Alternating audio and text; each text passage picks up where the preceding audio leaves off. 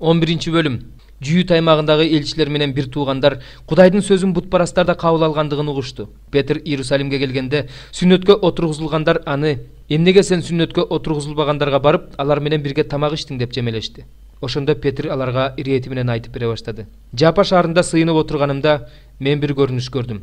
Асмандан мага 4 бурчунан кармалган чоң дасторконго окшогон бир идиш түштү. Мен анын ичин көз жүгүртүп карап чыгып, жер үстүндөгү 4 аяктуу жаныбарларды, сойлоп жүрүүчүлөрдү жана канаттуу куштарды көрдүм. Анан мен Петр тур, буларды союп же деген үндү уктум. Бирок мен жок Теңир, мен эч качан арам, таза эмес нерсени жеген эмесмин дедим. Ошондо мага асмандан экинчи жолу үн угулду. Кудай тазалаган нерсени сен таза эмес деп эсептебе. Бул 3 жолу болду.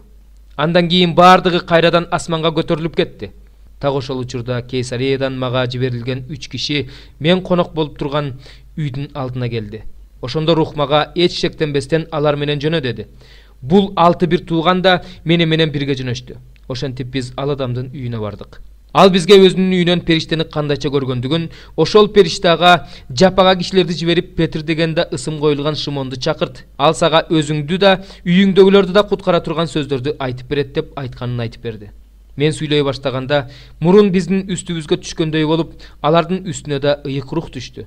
Ошондо мен Теңирдин жакан сууга чөмүлдүргөн, ал эми силер ыйык рухка чөмүлдүрүлөсүңөр деген сөзүн эстедим. Демек, эгерде Кудай бизге бергенин Теңир Иса Машаяка ишенген аларга да берсе, анда Кудайга каршы чыккыдай мен киммин? Алар муну укканда тынчтанып, Кудай бутпарастарды да тобо кылдырып, түбөлүк өмүргө ээ кылып жаткан турбайбы деп Кудайды даңкташты. Степан өлтүрүлгөндөн кийин башталган куугунтуктан улам туш-тушка чачырап кеткендер жүйүттөргө гана жакшы кабар таратып, Финикияга, Кипрге жана Антиохияга барышты. Бирок алардын арасындагы кипрликтер менен киринеялыктар Антиохияга келип, элиндерге да Теңир Иса жөнүндөгү жакшы кабарды таратышты. Аларды Теңир өзү колдоду. Өтө көп сандагы адамдар ишенип, Теңирге кайрылышты. Бул кабар Иерусалимдеги жыйынга да жетти. Ошондо алар Барнабаны Антиохияга жиберишти.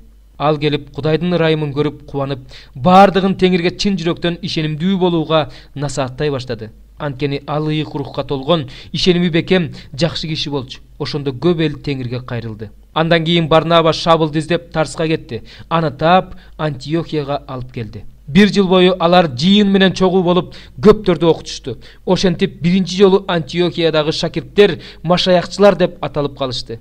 Ошол күндөрдө Иерусалимден Антиохияга пайгамбарлар келишти. Алардын арасында Агап деген адам ордунан туруп, бүт дүйнөдө катуу ачарчылык болорун рух аркылуу алдын ала кабарлады. Ал ачарчылык Клавдий падышанын убагында болду. Ошондо шакирттердин ар бири өз мүмкүнчүлүгүнө жараша жүйүт аймагында жашаган бир туугандарга жардам жиберүүнү чечишти. Ошентип алар ошол чечим боюнча чогулткандарын Барнаба менен Шабыл аркылуу жыйын башчыларына берип жиберишти.